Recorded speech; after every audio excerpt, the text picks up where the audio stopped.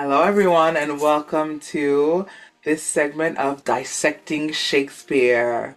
What we do here is we are going to take scene by scene of an entire play of Shakespeare and hopefully do this through his canon with all kinds of actors from all over the states and the world. I'm Jackie. I'm your host, the one who, my channel is called C'est Jackie, and I am here in the Washington, D.C. area. And I'm passive to Hayley. I'm Hayley Elizabeth Biermeister. I am from Houston, Texas, local actress there. And now I will pass it over to Miranda.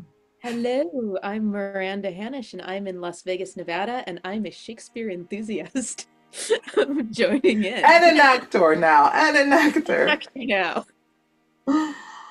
And for your viewing pleasure today, we are going to go and dive into Act 1, Scene 1 of King Lear by William Shakespeare. So, and then after we do the scene, we're going to talk about it again to make it understandable, to make it make sense for you. All right, are y'all ready? Let's go.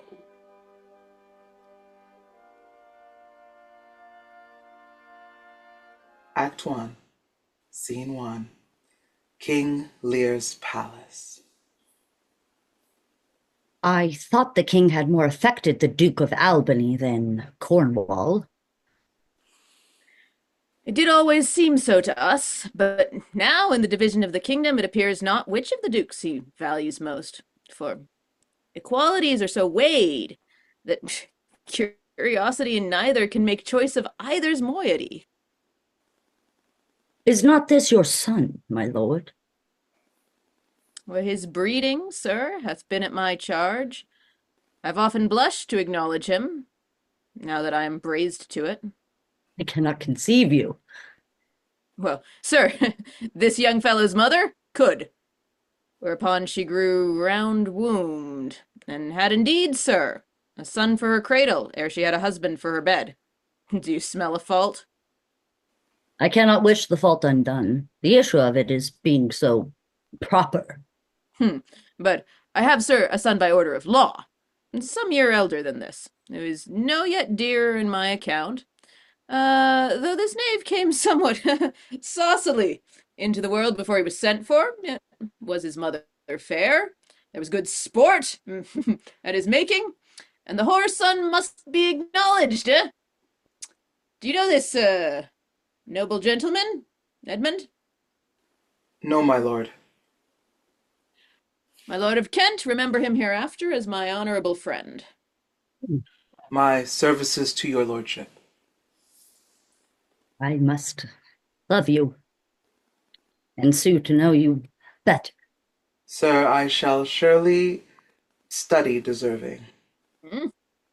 He has been out 9 years, and away she shall again. Well, the king is coming.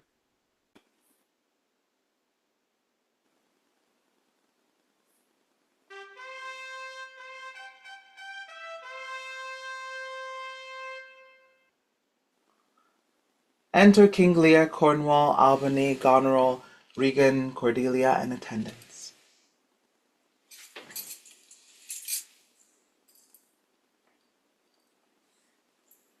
Attend the lords of France and Burgundy, Gloucester. I shall, my liege. Meantime, we shall express our darker purpose. Exeunt, Gloucester and Edmund. Give me the map there.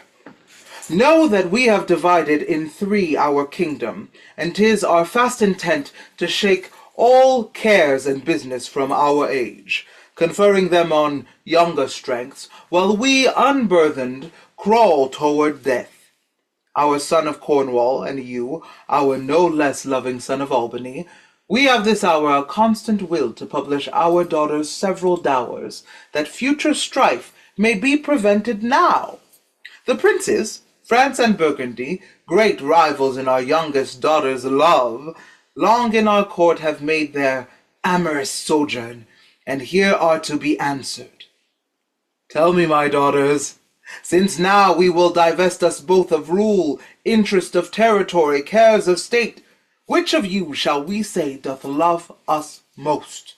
That we our largest bounty may extend where nature doth with merit challenge. Goneril, our eldest born, speak first.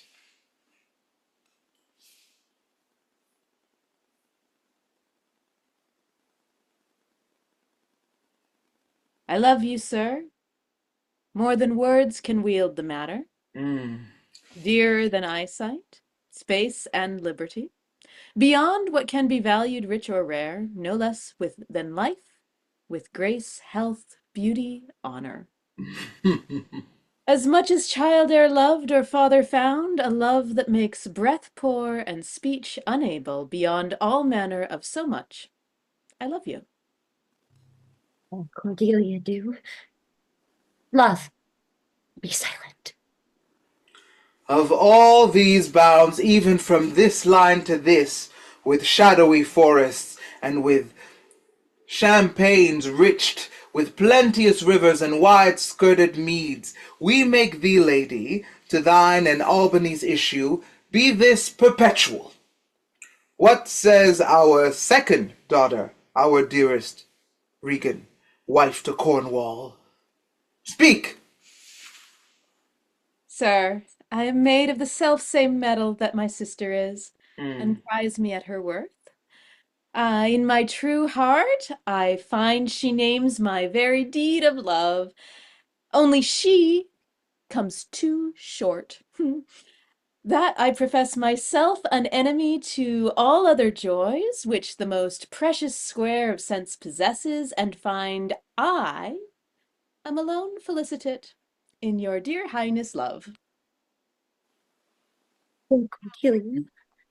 And yet not so, since I am sure my love's more richer than my tongue. To thee and thine hereditary ever remain this ample third of our fair kingdom, no less in space, validity, and pleasure than that conferred on Goneril.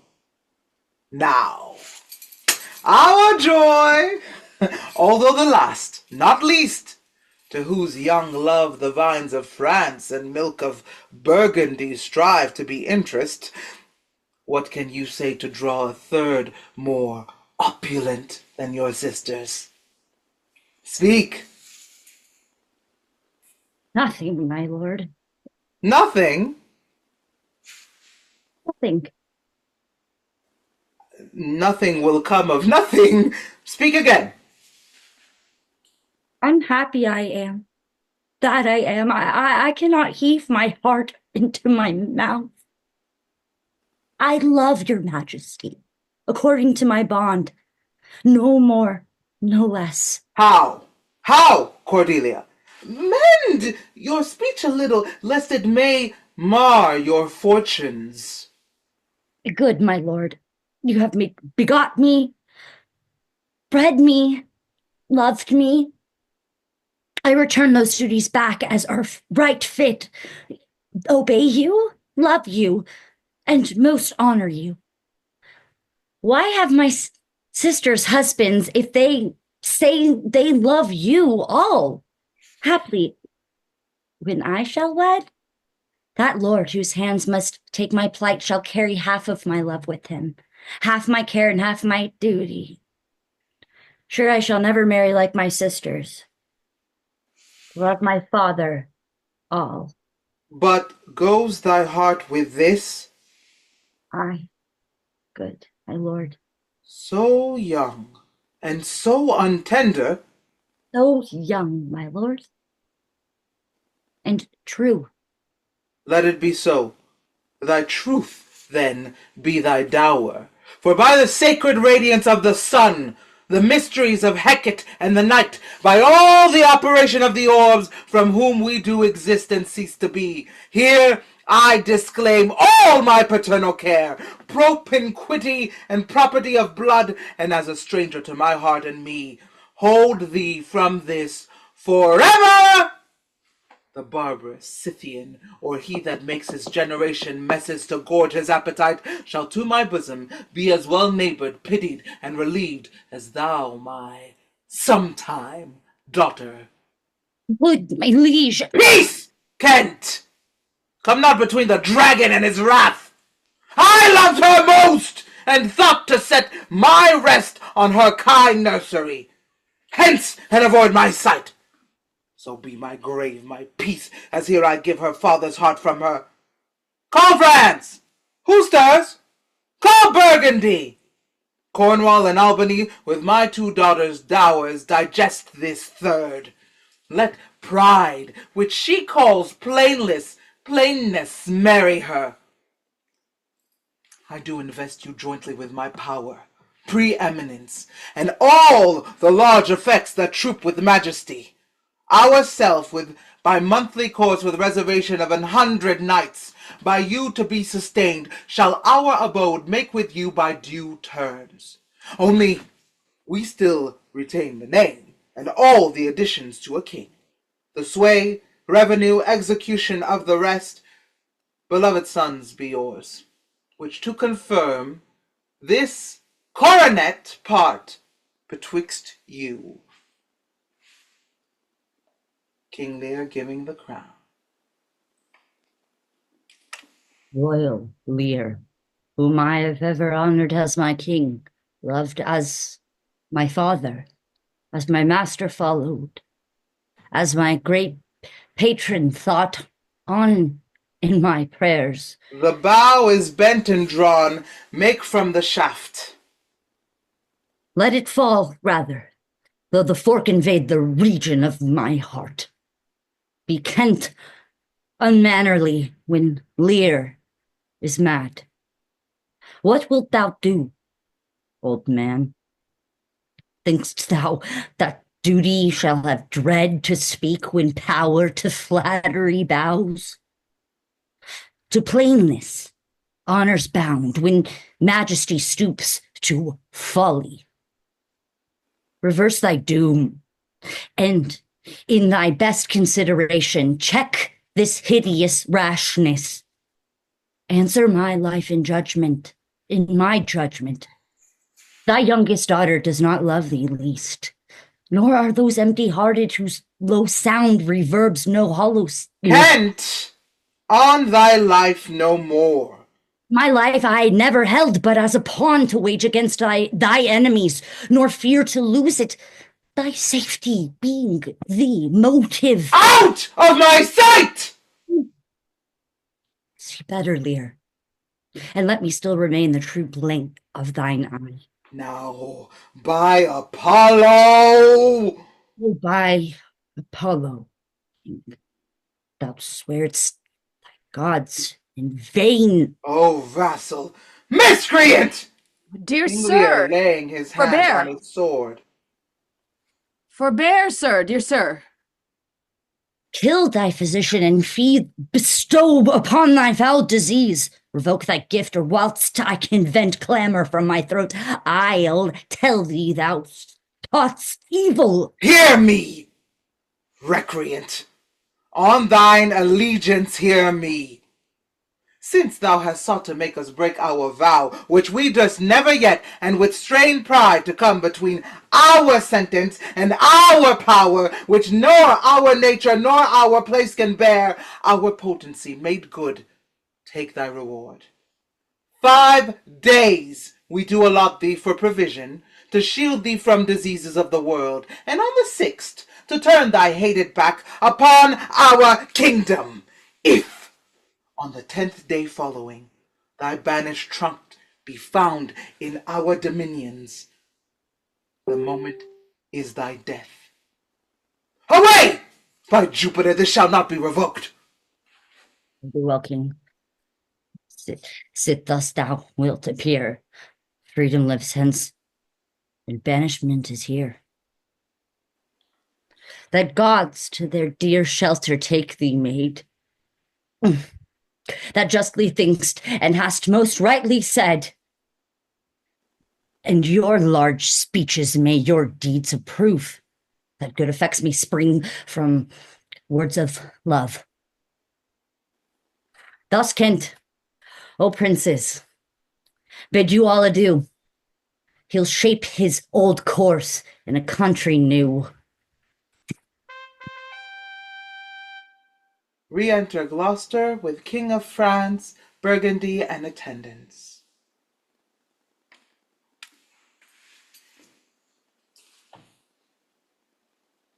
Here's France and Burgundy, my noble lord. My lord of Burgundy, we first address towards you, who with this king hath rivaled for our daughter, what in the least will you require in present dower with her, or cease your quest of love? Most royal majesty, I crave no more than what your highness offered, nor will you tender less. Right, noble Burgundy, when she was dear to us, we did hold her so, but now her price is fallen. Sir, there she stands. If aught within that little seeming substance, or all of it, with our displeasure pieced, and nothing more, may fitly like your grace, she's there, and she is yours. I know no answer. Will you, with those infirmities she owes, unfriended, new adopted to our hate, dowered with our curse, and strangered with our oath, take her or leave her? Pardon me, royal sir. Election makes not up on such conditions. Then leave her, sir, for by the power that made me, I tell you all her wealth. For you, great king, king of France, I would not from your love make such a stray to match you where I hate. Therefore beseech you to avert your liking a more worthier way than on a wretch whom nature is ashamed almost to acknowledge hers. This is most strange, that even but now was your best object, the argument of your praise, balm of your age, most best, most dearest, should in this trice of time commit a thing so monstrous, to dismantle so many folds of favor? Sure, her offense must be of most unnatural decree, that monsters it, or your forevouched affection fallen into taint, which, to believe of her, must be a faith that reason without miracle could never plant in me. I yet beseech your majesty, for I want that glib and oily art to speak and purpose not, since what I well intend, I'll do it before I speak, that you may make known it is not no vicious blot, murder, or foulness, no unchaste action or dishonored step that hath deprived me of your grace and favor, but even for what of that for which I am richer, a soliciting eye, and such a tongue as I am glad I have not, though not to have it hath lost me in your liking. Better thou hadst not been born than not to have pleased me better. Is it but this, a tardiness in nature, which often leaves the history unspoke that it intends to do? My lord of Burgundy, what say you to the lady? Well, love's not love when it is mingled with regards that stand aloof from the entire point. Will you have her? She is herself a dowry. Royal Lear, give but that portion which yourself proposed, and here I take Cordelia by the hand, Duchess of Burgundy. Nothing! I have sworn, I am firm. I am sorry, then. You have lost a father that you must lose a husband.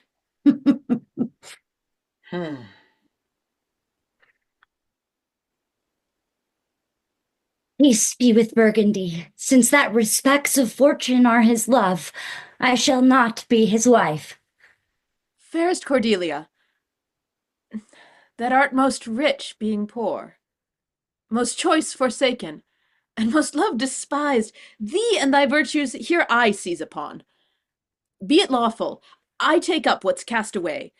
Gods, gods, 'tis strange that from their coldest neglect my love should kindle to inflamed respect. Thy dowerless daughter, king, thrown to my chance, is queen of us, of ours, and of fair France. Not all the dukes of waterish Burgundy can buy this unprized precious maid of me. Bid them farewell, Cordelia. Though unkind, thou losest here a better where to find. Thou hast her, France, let her be thine, for we have no such daughter, nor shall ever see that face of hers again. Therefore, be gone without our grace, our love, our benison. Come, noble Burgundy.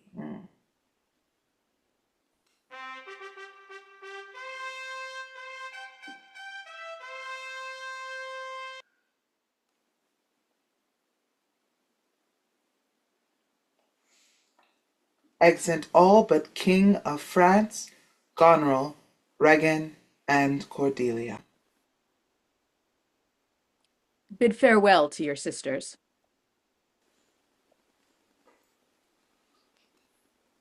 Jewels of our father with washed eyes, Cordelia leaves you. I know you, what you are, and like a sister am most loath to call your faults as they are named. Use well our father. Your professed bosoms I commit him, but yet, alas, stood I with his grace, I would prefer him to a better place. So, farewell to you both. Prescribe us not our duties. Let your study be to content your Lord, who hath received you at fortune's alms. You have obedience scanted, and well are worth the want that you have wanted. Time shall unfold what blated cunning hides, who covers faults, at last shame them derides. Well may you prosper. Come, my fair Cordelia. Exeunt King of France and Cordelia. Sister, it is not a little I have to say of what most nearly appertains to us both. I think our father will hence tonight. That's most certain, and with you, next month with us. You see how full of changes his age is. The observation we have made of it hath not been little. He always loved our sister most, and with what poor judgment he hath now cast her off appears too grossly. 'Tis the infirmity of his age, yet he hath ever but slenderly known himself.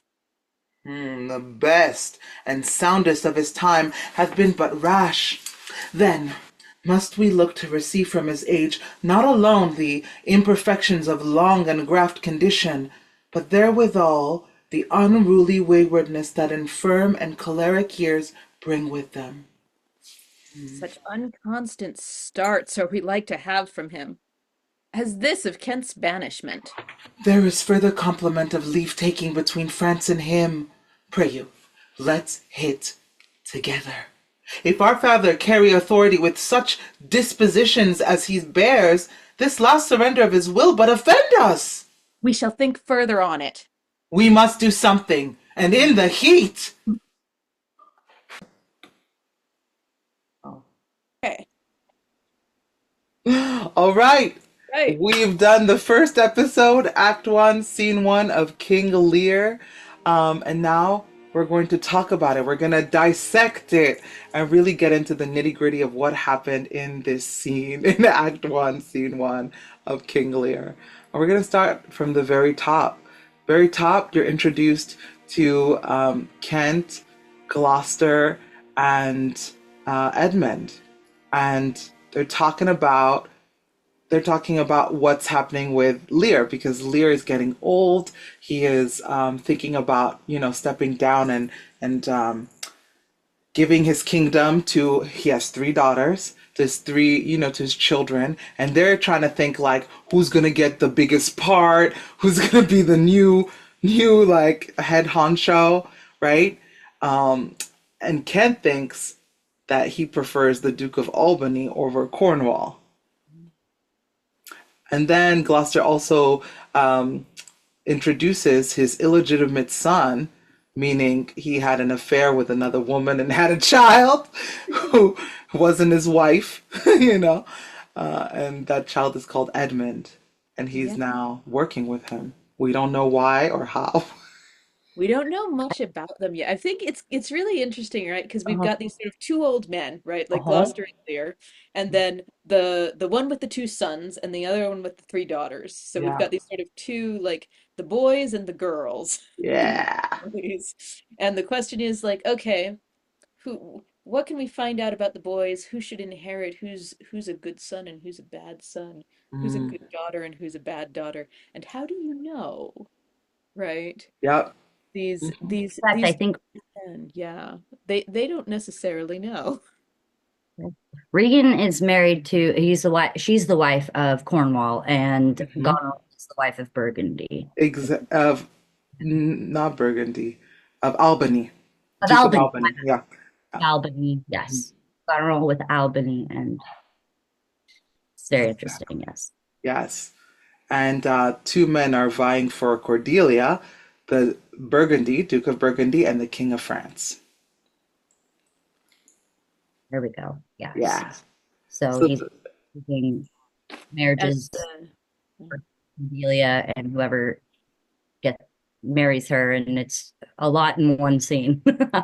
absolutely, so much is happening in this one episode. I mean, after Gloucester, Edmund, and well, it's really Gloucester and Kent who are like gossiping, right, about how King Lear is going to act. Hmm. And who are we should even talk about like who are Gloucester and who are Kent? Like Gloucester is an important man in the kingdom of King Lear. Like he has some power. And then Kent is like I feel like the right hand man of King Lear in many ways. yeah, Like the we've got this kind of set like the king has the most power, he's going to divide up the kingdom. But Hmm. also we have the aristocracy that he's marrying his daughters off to and who's assisting him and so forth. They have a lot of power too. I mean, they're watching closely, they're interacting with him, Hmm. and it's sort of it's up in the air how much power I mean, right now he has all of the power, he is king. But as soon as he divides up his kingdom, Hmm. he's not going to have the power anymore, and it's going to be more dispersed among his daughters and their husbands and the nobility. And maybe that'll be fine for him, and maybe not.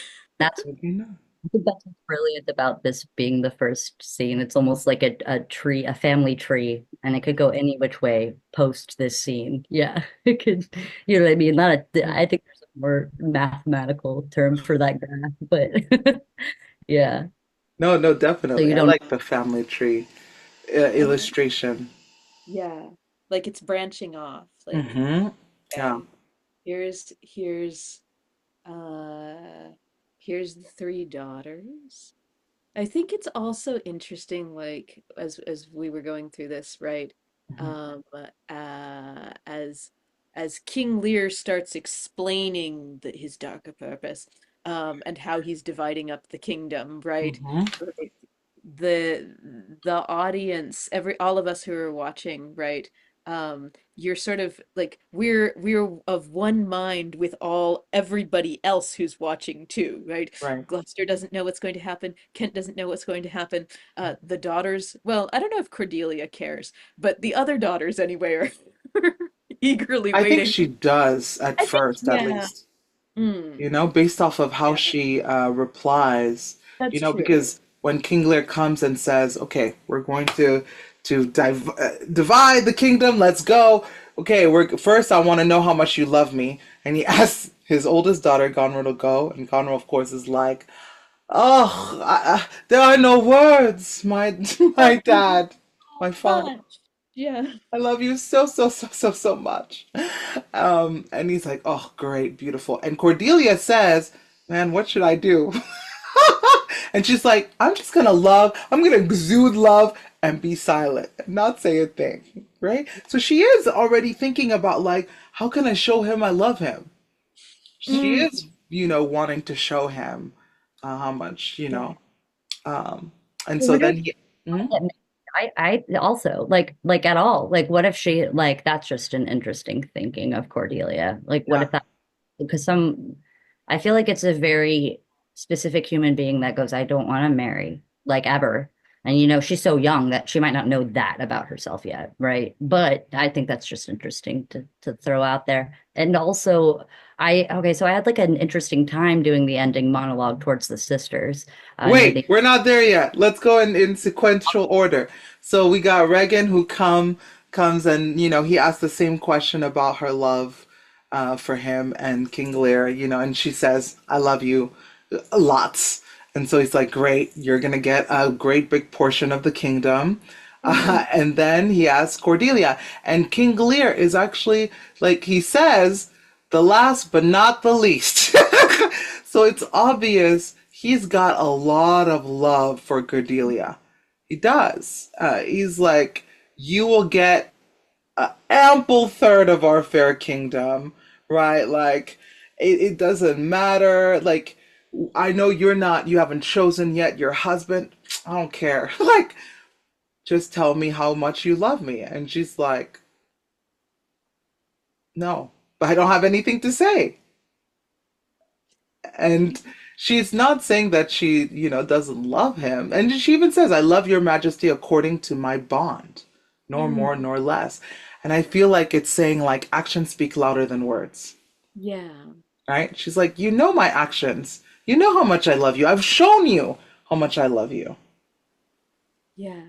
No, and it's so cool because it's like she's saying almost it's about moral obligation, Uh-huh. right? You did these things. You were a good father to me. You begot me, you bred me. So as a dutiful, good moral daughter, I have obligations, and of course I fulfill them. Yeah. But she doesn't want to talk about her emotions as much, Mhm. right? She really, like the others are so happy to be performative and be like, "Oh yes, you're the bestest," um, like, "I love you, Daddy," but uh, but she's really reluctant. She wants to say, "Okay, you know, here's I can't heave my heart into my mouth." I love that. I Mhm. love that so much. And It's she, not that she mhm. doesn't love him. No, It's just that she loves him, but she doesn't want to cheapen it almost. exactly. Exactly. Plus, she's very, like, Cordelia is not as emotional Mm, like, she's very logical, right? In her speech to King Lear, she's saying, listen, I don't know how my sisters who are married and who are supposedly completely in love with their husbands say that they love you with all of their hearts. How can they give all of their hearts to you when they have a husband that they supposedly love? And she's saying, I love you, I obey you, I honor you, but when I'm gonna be married, like, that man is going to have half of my love and my mm. yeah. care and my duty, right? So like I can't be like my sisters who are like, "Oh, I love you, my father, with all of my heart." And she's like, "How can you love him with all your heart? You're married." It's so It's like, "No." sincere. Yeah.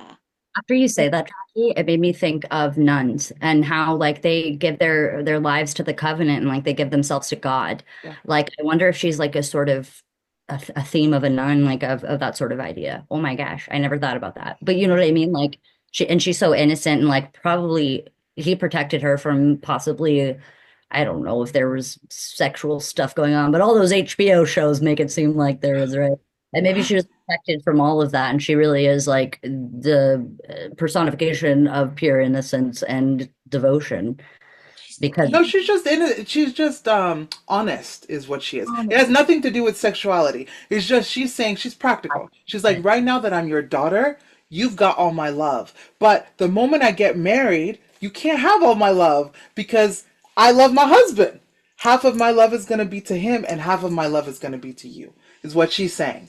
And she's saying, my sisters have said, you got my whole heart. And it's like, she's like, I don't know how that can be possible. You know? But I feel like it's so interesting because it is like you're like it's so it's logical, it's honest, it's earnest, but it's also like I Literally. mean, I feel like it's really sh- she's so insistent. Like Cordelia is the sort of person where like if she was going out and buying a greeting card, she would read the greeting card and she would be like, "Okay, but some of the expressions here are not precisely true, so I can't give you this greeting card." Yeah. Right? Like Mm-hmm. she's like, "No, I want to tell the truth. I Yeah. want to be real. I don't want to be like I don't want all this fake language, right? Mm-hmm. I want to be I want to say what I actually feel. And Yeah. so if I get a greeting card that says, "Dad, I love you the best in the world," I'm gonna be like, "Okay, but I Not the also love best. my husband, so I can't get this card that says I love you the best in the world for my dad and Mm-hmm. also I love you the best in the world for my husband because then I wouldn't be telling the truth." Yeah. She's Yeah. foolish. Really? Like if we think of, I mean, in my mind, she's foolish because she's like it's almost, I don't know, and it may be like, how to say, it may be dangerous for me to say this, but it almost feel like she's on the spectrum where, she's like thinking about this way too like scientifically, way Mm. too like, oh well, in 2.5% of my heart it begins. And it's like, no, all he wants to hear is I love you, Dad. Like he doesn't care how much. Like, I go back and forth with her like that too. I'm like, is she yeah. making? No, I don't know if she's making sense. Truly, truly, I think that maybe you could always go the route, even playing her, right? Say Mhm. anybody player, that she just got back from playing outside at recess and she's just popped into this scenario. Like, I don't know, you could play her that juvenile or you could play her like there's just a scale to her. There's so many different ways you could go with it. Um, it's interesting. It's I still like the way I've always read it is that she loves the dad. She wants to say it. She doesn't really maybe say it correctly. And then she gets just betrothed to this like kind of nice man. And then you don't see her again, which is bizarre. Sorry to jump I ahead, you I viewer. like the King of France, but I do think like what you were saying just a minute ago, Haley, too, like that question of the different ways that you play that, because I feel like I mean obviously like it's true in any play in any Shakespeare, but I feel like especially for this play, Yeah. whether you think of Lear as reasonable or unreasonable, like with Lear and Cordelia, like Mhm. is Lear like is this just a ceremony? Like we all go through ceremonies all the time. Why can't Cordelia just say the words? Right? Why does she Right. have to make a big point of it? Or do you say, well, no, like he's this grandiose guy who's like, we have to have an all about me party, and Cordelia is the only one brave enough to stand up to him. Or also with the sisters, I feel like that question of like, are they are they sort of put upon daughters who are being pushed around by this impossible dad and they're like, okay, I'm gonna say all the nice words because I've been trapped into this situation again. Or are they slimy, right? Mhm. You know? And I feel like it's interesting because I do feel like you can sort of you really have a lot of freedom Yeah. in terms of how you want to play that. Mhm. Um, I think all the sisters actually in this scene, there's a lot mm, of freedom in terms of like what is the story you're trying to tell. Like, mm, and yeah, I'm gonna quickly like go through the rest of the scene. Cordelia's like, no, like yeah, I love you. I said I love you, honor you, blah blah blah. I'm not gonna say any more. And that does not please King Lear, doesn't please her father. So she's like, oh, you don't want to give me anything? Fine, then you don't get anything. I'm going to give all the rest of the lands, everything to your two sisters. Bye. And then he's like, "Oh, and I don't want you in my sight. So, Burgundy, France, one of you take her. I don't care who." Burgundy's like, "Wait, but you're not going to give her anything?" And he's like, "No." So Burgundy's like, "I'm out. I need something like to go with just her. And France is like, oh no, she's enough for me. I'm happy to marry her. So Cordelia's like, okay, yeah, I'll go with you, King of France. And Kent, who's King Lear's right hand man, is like, what is going on, King? Like, what are you doing? Cordelia loves you the most. You know this. Why are you acting this way? And King Lear's like, I don't care. I'm not right now. I have my feelings. Shut up. Shut up. And Ken is not shutting up. And so what does King Lear do? He says, fine, you're banished. And if you're here within 10 days, if you're still here, I'll kill you. You understand? I'll kill you. Don't be in my land. And they, all leave after all of this happens. The two sisters, Goneril and Regan, stay because they are like, what in the heck just happened? First, they say goodbye to Cordelia because Cordelia is now going to France with her man. So, King of France, Cordelia are like, bye, bye. And Cordelia also gives them some real tea, right? She's like, listen, Goneril and Regan, I know you got what you wanted. I know you said some beautiful words, but it's fine. I still love y'all. Bye. And then Goneril and Regan talk at the end, and they're like, yo, is our father going crazy? Like, is he going senile? Does he have Alzheimer's? Like, is there something we need to talk about? Because that was crazy behavior right there. We all know how much he loves Cordelia, and he was like, bye. And then Ken too, his right hand man. We need to band together and work together so that he doesn't do what he did to them to us, right? And that's how scene one ends in a really quick digest. Now we can talk about it. Yeah, I will say now that we can talk about the Cordelia of it all. Like, yeah, the jewels of our father with washed eyes, Cordelia leaves you, which means she's crying, I would believe. But it could also mean with washed eyes, like a new realization, because she goes, I know what you are. Mm-hmm. And like a sister, am most loath to call your faults as they are named, which means she still has the moral compromise. Always, I think it's embedded in her to have a sense of morale, in the sense of like she's just a good person by nature. So Yeah, she had like, I don't want to call you guys out, but this was a mess, and you could have stuck up for me, but you didn't. yeah, that too, that too. Yeah, Oh, uh, Yeah. yeah, yeah, it's scary to talk to a king, and that's really sad about the families. And when it's in front of people, you have to have a certain posture to the whole scenario. So I feel for Goneril and Regan. Like, you never know if they really wanted to stick up for her, but yeah. And for me, with Goneril and Regan, what's interesting to me always is that they're portrayed as like these slimy sisters, manipulative, conniving little snakes. But to be honest, like let's again put ourselves in their shoes. They're there, they think this is going to be a nice little gathering with dad is going to be like, oh, let me give you your lands, like this is your inheritance once I'm gone, or before I'm gone, so to make it like less messy. And he acts crazily towards Cordelia, who again everybody knows that Cordelia is his favorite child, and Kent, who's his right hand man. Like he doesn't do anything without Kent. Kent is always there, like giving him great advice. So if I were his daughters, I would be scared too. Like, Yeah. yo, what's going on with dad? Like, is dad okay? Dad is not okay. Kent's Yeah. looking real weird. Like Uncle Kent's like unhappy right now, or like looking, what Vanished. He kicked out Kent of his land. that Like, if Kent stays in his land again, after 10 days, if he's still there, he's dead.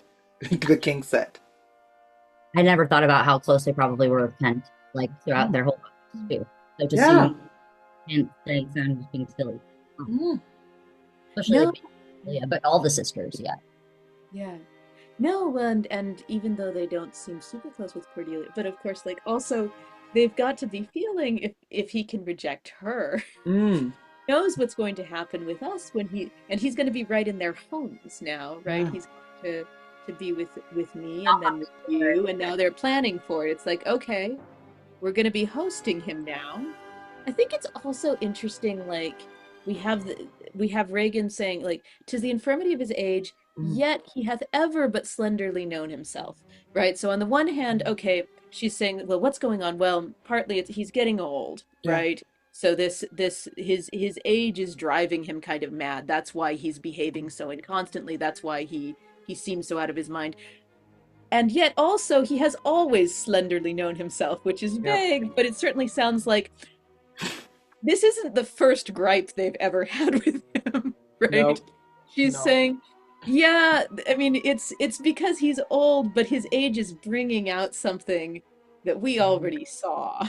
Like Exactly. a Oh. universal kind of like thing Mhm. with having a dad in general too. Like you could say that about in certain scenarios, anybody. So I really like that line, yeah. Mhm. Although he's slenderly been, yes, like very self-aware. Sometimes that, it I feel for fathers and I've been a mother myself, but like sometimes it can come across to your child that you don't care about them very easily, especially with a bunch of other siblings around. So yeah, Yeah, I think that's interesting how they all have their certain takes, no matter what, on their dad. absolutely. Yeah.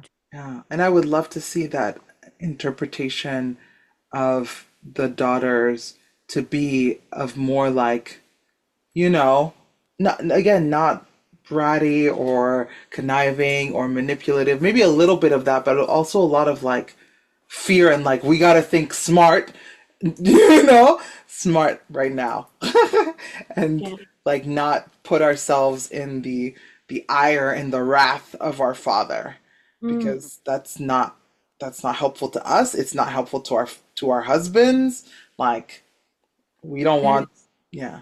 yeah. No, it makes me think there's a wonderful book called A Thousand Acres by Jane Smiley, I think it is. And she does a modern interpretation of King Lear, but she does Mm, it from the point of view of one of the quote unquote evil sisters, right? mm, And so in which and so a story in which Lear is the villain is clearly a villain, okay. right? We're sympathetic. Um, to the sisters sort of trapped with this unpredictable patriarch of a father who's controlling and unpredictable and so forth. I think it's interesting, right? Because I think even like you were saying, like even in this play, Mhm, it's hard to say. I mean, certainly, we see the sucking up, right? mhm, But to what extent is that, is that personality? Is it a defense mechanism? Because as we see, he reacts really badly if you don't, right? mhm. To what extent is it something that's about them, and to what extent is it something that's about him? Yeah, Yeah. yeah. Excellent. Well, this has been a great, great, great conversation. I'm gonna stop us here before it goes like a million minutes. And tell our lovely viewers, thank you so much for joining us for this first episode of King Lear, Act 1, Scene 1. We're going to keep going. We're going to do Act 1, Scene 2. The next time we do this, interpret it and then talk about it and dissect it with y'all. What are your thoughts? Like, who would you like to play in Act 1, Scene 1 if you had a choice? Who do you like? Who do you not like? Are there any more questions that you may have about this scene that you're like, I still don't understand this? And please tune back with us again as we continue to dissect this play. Thanks, and see you at the next one. Bye.